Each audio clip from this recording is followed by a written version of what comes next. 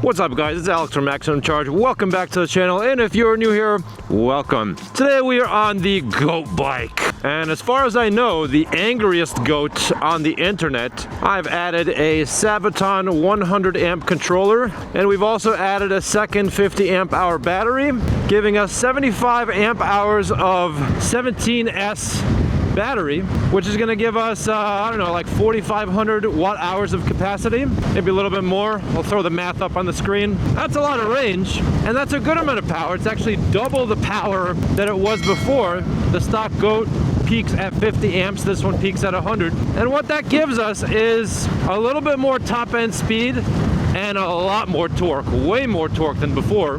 If you guys thought this bike was good for commuting before, it is even better now. We got a top speed of 50 miles an hour, a little bit more in the summertime, and a ton of torque, which means it's gonna be much better for hill climbing. The reason I wanted to put this controller on this bike is because with that much battery, it's going to take me forever to use up the battery.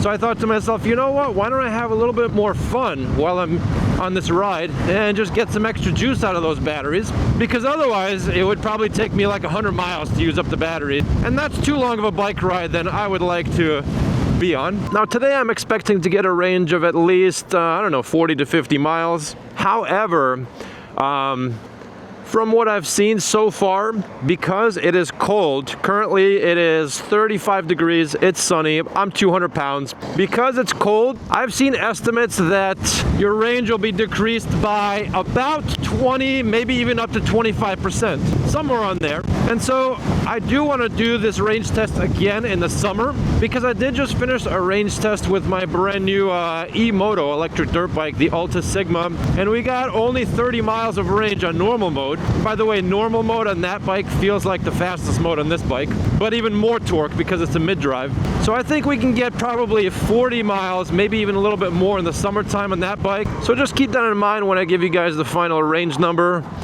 from today's ride. It'll probably be about 20 to 25% higher. Oh yeah, this bike has pedals, so if I do encounter a hill that's a little bit on the steep side, I'm not saying that was steep, I'm just kind of feathering the throttle, I can help it out up to about 35 miles an hour, then it goes pedals. I'm actually going to be keeping the gearing on the lower side for this bike. I'll probably put an even smaller chainring on it for two reasons. Number one, the amount of wattage that you can meaningfully add to a very high powered e-bike like this, if you could even call it an e-bike, is negligible. And two, really I want the pedals for two reasons. Number one, just for show. I can ghost pedal around people, say, hey, look at that, he's got a bicycle, even though it looks like a motorcycle. And I can also get pedal assist going as well. But the second reason is a backup way of moving the bike, so I can just get the gearing really low and get the required torque to move this 140 pound e-bike wherever I need it to go in case I have a power failure. And because this bike is hot rodded, the nominal rating for this motor is 2,000 watts, and I am peaking it at about 7,200 watts at full charge. So more than triple the power that it's rated for. There is a very good chance that it might just fail. You never know. Fun fact, I'm actually doing this on a day where my girlfriend is home, and that's for a very good reason, because I told her if I do break down, I'm gonna need you to come out there with my car that I put the bike rack on and rescue me, because if I'm 30 miles away on a 142 pound e-bike, that is not going to be a fun ride home. So she's going to come out and rescue me just in case I do break down. Riding in the cold does suck, but little things do make it more tolerable, like these heated gloves that I have on. Thank God for these. Link in the description below if you guys want something similar. These are heated motorcycle gloves. Something else I do want to test on this bike is the new seat that I got from Next Level Seating, which has springs in it, not just a bunch of foam like other aftermarket seats that eventually get pancaked down. This one has springs in it, which means extreme comfort, and I am all about function over form first and foremost. The seat does look pretty good, but I'm excited to test the comfort.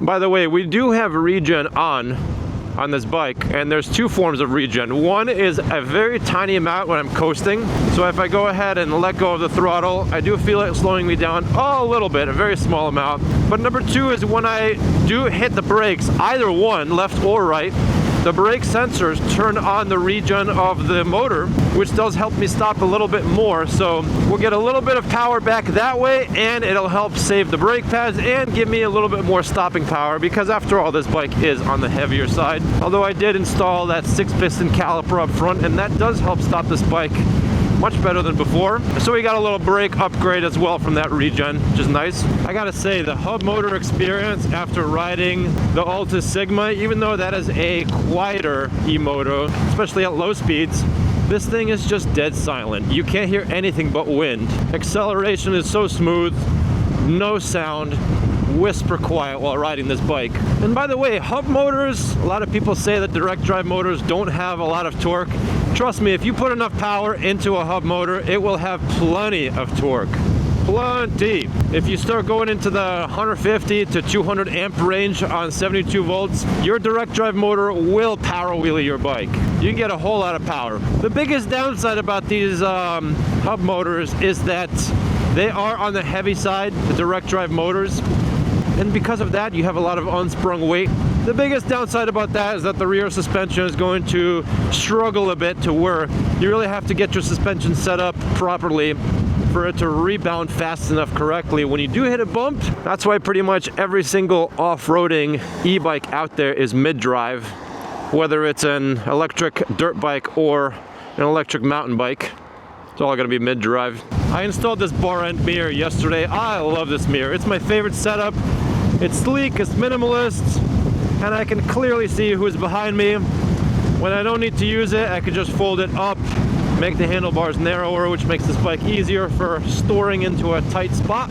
Nothing sticks out up top. It's fantastic. I know some people mount stuff down here, down low. I don't want to look down that much in order to see what's behind me. I just want to look over with my eyeballs, not move my entire head. I feel like this bike is perfect for suburban commuting like this, where top speeds are going to be about 40 to 50 miles an hour. Cars don't travel faster than that on these roads. So this is good for pretty much everything except the highway. I feel like if you guys get a 72 volt system and a 100 amp controller, you'll be set for pretty much any commuting situation but the highway. I believe that's what the new Onyx has, and I believe that's also around what the Spark Cycle bikes have, somewhere on there. Once you start going over 40 or 50 miles an hour, wind resistance does become quite the factor, and you need a lot more power to go fast. At that point, you're probably going to want a combustion engine, honestly, because you're not going to have the range to sustain that kind of speed for a long time, unless you have an insanely huge and heavy battery, and at that point it's just kind of not practical. By the way, this controller is only set up for the typical battery voltages, which is like 52 volts, 48 volts, 60, 72, and this battery isn't the typical 60 volt system. It's like 60 volt plus. So what I'm going to be doing is calling out the voltages throughout today's ride, not the battery percentage. So I'll tell you guys the mileage and the voltage, and I'll try and correlate those numbers to some percentage. We started off at just about 71, 72 volts. Now we're at 7 miles, 68 volts, 69 volts, somewhere on there. And this thing is so smooth to ride. Look at this. Easily keeping up with cars. Even up this hill, no problem. I think if you guys do want to build something like this, but you don't want to put as much work into it as I did, what I would do if I were you is you get one of these goat bikes. I'm going to leave a link in the description. You guys can use my coupon code. Save yourself some money. I think it's going to save you guys 5%. Let's say you buy this bike. You could just throw on the second battery and then shunt mod the controller, which will bring it to about 60 amps, and that'll give you a ton of range with a little bit of boost in performance, a little bit more torque, tiny bit more top speed. If you have a little bit more money, you could see if you could sell the stock battery and just upgrade to dual 72 volt batteries, and that will definitely bring you to a top speed of between 45 to 50 miles an hour on flat ground, maybe even a little bit more, and give you a whole lot more power. But I've always thought that this platform was a good platform for a budget-oriented mod, meaning I can keep the stock motor, I can keep the stock battery, and simply add a second battery, a new controller, and completely transform the performance of this bike for not all that much. Typically, people buy an overpriced Super 73 or some other bike, ride one up, whatever it is, And then you have to totally remove the back wheel, totally remove the stock battery, a bunch of parts that you paid money for that now you're just setting aside, you're not even using. What are you gonna do with it? Sell it? You're not gonna recoup that money. So this way you're not wasting parts, you're just buying something and adding onto it. And that's the whole idea behind this specific build. But see this, we've been cruising comfortably at 40 miles an hour. Everything is smooth, everything is quiet. This bike is not struggling at 40 miles an hour. There's a couple geared hub motor bikes out there that can hit that speed, but that's the top range that they can do. And you can tell that they're giving it everything they've got. And you don't want to run your bike at that speed all the time. You want to have some extra breathing room at the top end, which this bike does, but not that much more. In my opinion, I think it's a perfect amount of power. What is nice about this cold weather is that I'm less likely to burn out the rear motor, even though it is hot rodded. The near freezing temperatures will keep things a little bit colder. It'll help dissipate heat more, especially since I've added ferro fluid, which essentially removes a lot of the air pockets in the motor. And as some of you guys know, air is an insulator, not a conductor of heat. And so remove that air, fill it in with something that's conductive to heat, and you will further facilitate the dissipation of heat from the motor. Curious how this motor will hold up in the summer. If it does break, I'm just gonna buy a bigger one. I really like the setup of this bike. I'm just gonna buy a bigger motor, something that can easily handle the power. This bike is so nice for commuting. Look at this. We're just chilling, pretty much full battery still. 10 miles. Looks like we're getting a little faster up there. Looks like we're speeding up a bit. See if we can keep up with traffic. 45 miles an hour. Pulling 3,500 watts. Yeah, this is about the top speed in the winter with no field weakening. We'll probably hit 50 with no field weakening in the summer. Field weakening pretty much makes the motor go faster than it normally would at a specific voltage, and it does add a lot more heat and stress to the motor, so we're gonna keep that off. I don't think it's worth it for a couple extra miles an hour right now. Pulling 4,000 watts comfortably, cruising at 43. We're gonna turn over here and go the scenic route. Gotta be careful, there's some moisture on the road, and on my way to the run with a couple guys I run with this morning, I did hit a couple patches of ice, so just gotta be careful. Good old New England. The worst really that we get in terms of natural disasters is a little bit more snow than normal. Sometimes we get some hurricane flooding, whatever's left over from some hurricane that's traveling up north along the coast. Sometimes we get a little bit more, sometimes we'll get a little bit of that, but really it's just some snow and some cold. That's it. That's the worst of it. And if you have the infrastructure for that, you'll be all set. You just salt the roads, close everything down, just hang out at home, just chill out, wait it out. Although there was one snowstorm in 2011, the great October snowstorm. A lot of the leaves were still in the trees, and it just snowed so much, a lot of heavy snow, and it destroyed so many trees, and the trees fell on so many power lines. Nobody had power for like a week. It was apocalyptic. But that's like the worst thing that's ever happened here, I think. And that was a long time ago. Versus other parts of the country, you get tornadoes.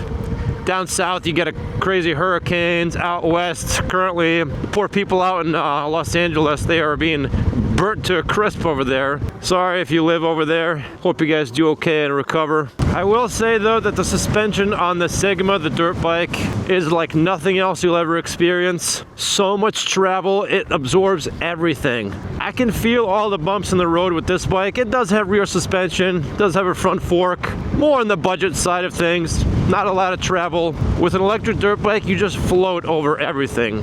It's unbelievable. So right here I'm coasting and I'm getting 206 watts back, 274. If I hit the brakes, now all of a sudden it pops up to like 900. So the regen is nice. It's very, very subtle. And that's okay because regen won't really give you all that much power back anyway.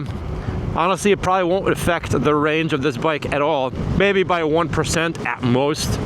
But it does help save the brake pad. So right now, I have the front brake on. The rear motor, the motor is stopping me. I'm barely touching the front brake and it's slowing me down this hill.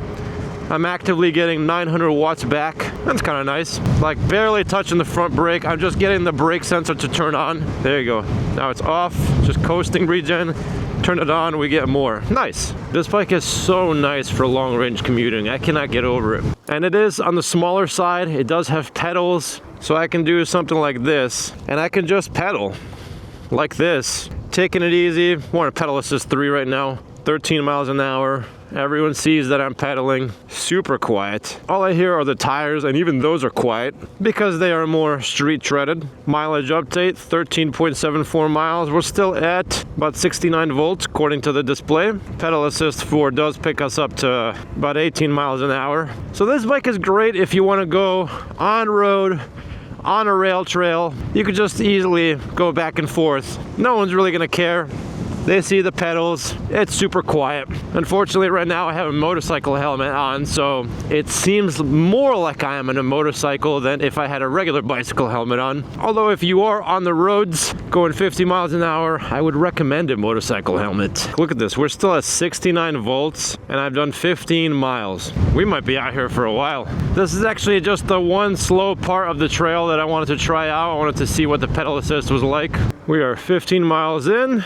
Battery voltage still the same, 69 volts. We'll take a little break right here and continue on. We're gonna get to the faster stuff. All right guys, we took a little break right here. Just chilling out in front of this frozen river. I actually paddleboard in this river during the summer. I wanna keep testing that electric motor that I got for the paddleboard. That thing is epic. Top speed, see what we get. We're gonna bring it out here again when it does finally warm up. So far, this thing is doing great on range. We're at 15 miles and the battery is at 69.3 volts. We might be out here all day. If you guys watched my earlier video, you'd know these lights aren't wired up. So for now, I just have this backpack with these blinking lights, just so it's easier for cars to see me and notice me. Hey, I'm gonna be bringing this bike down to the guys over at Spark Cycle Works, installing a proper lighting kit with a bright motorcycle headlight, bright turn signals, bright rear lights, so I could easily be seen. I think this is a fantastic bike for exploring areas that are paved or at least have packed dirt or maybe at most gravel. If you're gonna be exploring off-road, you definitely want something like an electric dirt bike. But for stuff like this, if you're exploring areas that are paved, you are gonna be just fine. And we are gonna get back on the road. Speed things up a bit. There we go. We are at 15.73 miles. Battery is still showing us 69 volts. So I don't know what's going on there. This bike seems to feel very comfortable cruising at around 40 miles an hour, especially in the winter. In the summertime, I get a little bit more speed. I like to stay off the busy streets, and coming up is a very busy street. We're gonna take the scenic route again to head back to my neighborhood. We're coming up to a fairly long hill where every bike seems to struggle. Let's see how this one does. Pulling 6,000 watts going up this hill, 30 miles an hour. Let's slow it down a little bit. Yeah, no problem at all. Even for long steep hills, easy. Stopping at the stop sign. See that, commenters? Doing that just for you guys. Well, looks like our voltage is finally dropping down, 66.4 volts. 17.75 miles. Get a little bit of regen going on, coasting down this hill. Looks like I'm actively putting back in about 800 watts. Again, I'm just pressing the brake lever just enough to turn the sensor on. Pretty much not even using my own brakes. All right, now we're slowing down a bit too much. Now we're just coasting, getting 200 watts back in. God, it is cold. Can't wait till it warms back up. We got another big hill coming up that we're gonna coast down. This street right here, this special segment is very special to me in not a good way. One time my buddy, he snuck his dad's Jaguar convertible out. We were in high school. We were all totally sober. And he said, hey, you wanna drive it? And I said, sure. We had the top down. And I started at that stop sign. I accelerated like an idiot. Couldn't handle the power of a car. Around that turn that I just went, I lost control. I overcorrected. And then I overcorrected again. I went through this fence right here, this first part. And we went down into that ditch down there. Thankfully, the trees were young.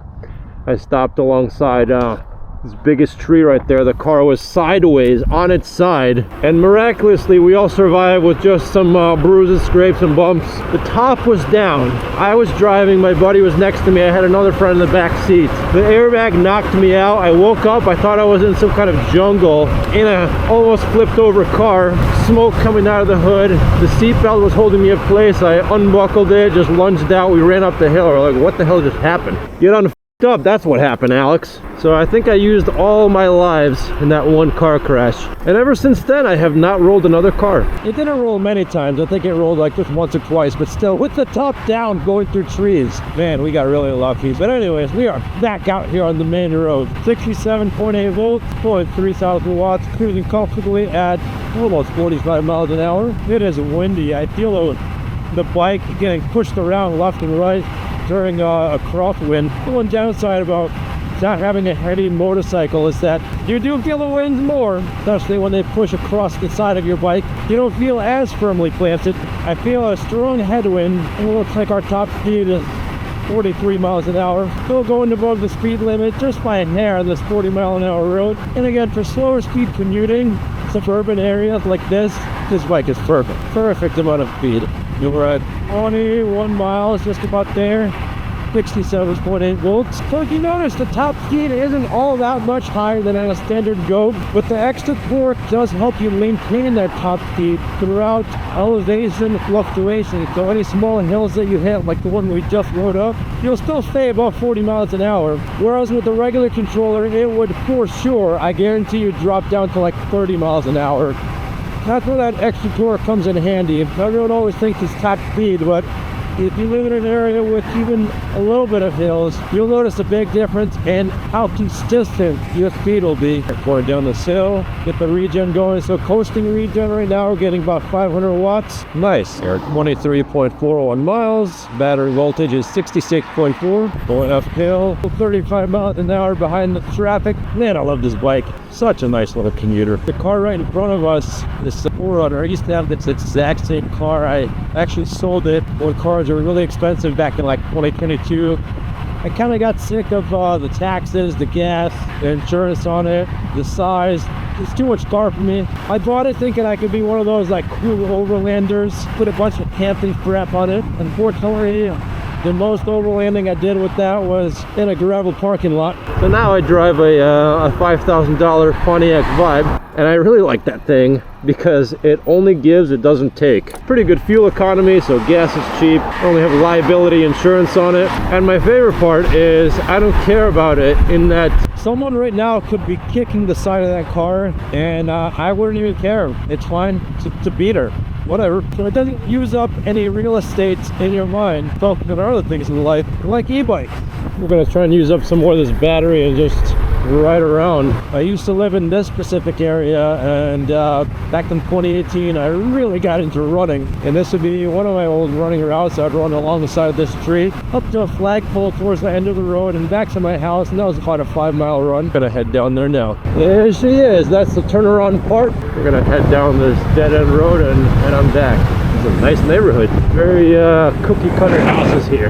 And it is windy up here. The cold and the wind is killer.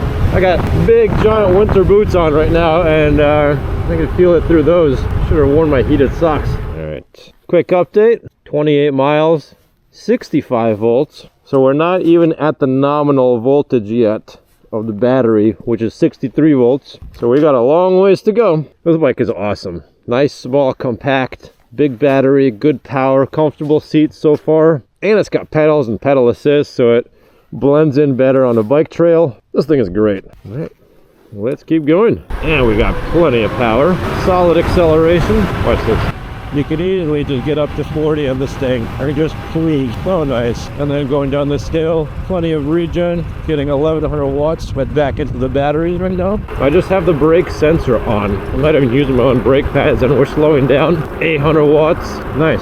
All right, we just hit 30 miles, 65.3 volts. I think we could probably get easy 50 miles of range from this thing. Even in this cold weather, this thing is a range monster. Right, normally we would turn left to head back to my neighborhood, but we're gonna turn right because we got battery we gotta use up. Long stretch of road we can ride down and back. Well, 32 miles, 64.3 volts. This is where I go for my off-road test. It's got some single track mountain bike areas over there. That's one place this bike would greatly suffer in.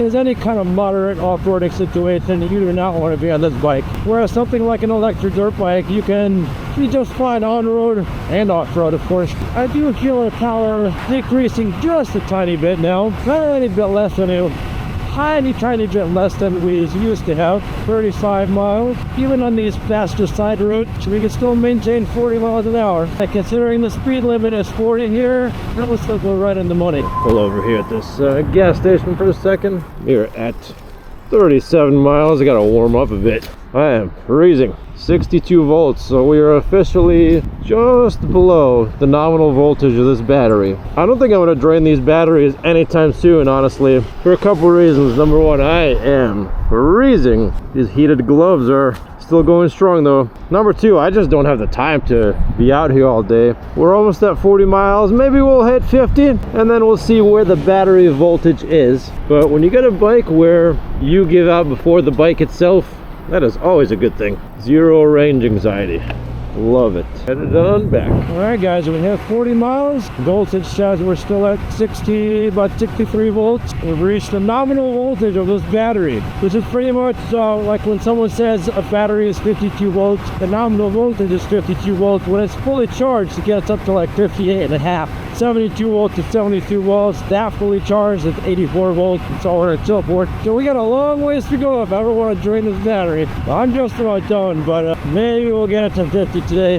I am freezing. Yeah, I guess that's what we'll do. We'll get to 50 miles and see where the battery voltage is. Tell you what, I think I changed my mind. I do want to put a large chain ring up front, mostly so I can get some exercise and warm myself up. Right now I'd be ghost pedaling, but with a larger chain ring, I can actually get some resistance. Stay warm. Alright, crossed over to 59 volts, 43.65 miles. When do we get to 50? I've just been holding down the throttle the whole time, cruising around at like 40 miles an hour. This whole last like 10 miles or so, just been hanging out at 40 miles an hour, just cruising. See how we do on the steep hill climb test with what, 50% charge, 20 miles an hour, 25, yeah, still accelerating. Still tons of power, guys. So this thing not only has done 15 more miles than the Alta Sigma, but at the end of it we have more power. I am really happy with the range of this bike. Could not be happier. And we're still getting plenty of power for cruising around town. This is great. If I wanted a long distance group ride bike, this will be it right here. There's a regen coasting down this hill, getting 1200 watts back into the bike. Look at that. Something's going on with my front brake. We are scraping. I think it's just something got misaligned maybe. We'll fix that later. No big deal. How's the motor temperature? It's warm, but I can keep my hand on there indefinitely. Of course, it is cold as hell outside, so that might help in keeping that motor cold. All right, let's get to 50 miles, guys. Let's get to 50 miles and wrap this ride up. Crossed into 58.7 volts on that one little acceleration I did. Slowly chipping away at that 75 amp hours of battery. Going up this long hill, no problems. And if I do want to pedal, I can help this bike. Look at that. Keep me warm. Drive by my favorite judgmental snowman. What are you looking at? Do feel the power is definitely reduced, but I got plenty. Going back down this big hill. Getting 1000 watts back into the bike. Nice. Alright guys, we just hit 50 miles. Battery now is showing me 59.7 volts, fluctuating between 58 earlier I saw. We're gonna head back inside, let the batteries rest for about 30 minutes or so, and then see where the voltage is. I am done riding this bike for today. I gotta get inside and warm up. Alright guys, so this bike has been sitting here for about half an hour after our ride. Let's check the voltage. We turn it on. Looks like we are at 60.2 volts. Man, this bike is so good. Best little commuting bike ever. You can easily just cruise around 40 miles an hour and you will give up before the bike gives up, even in this cold weather. That's it for today, folks. Until next time.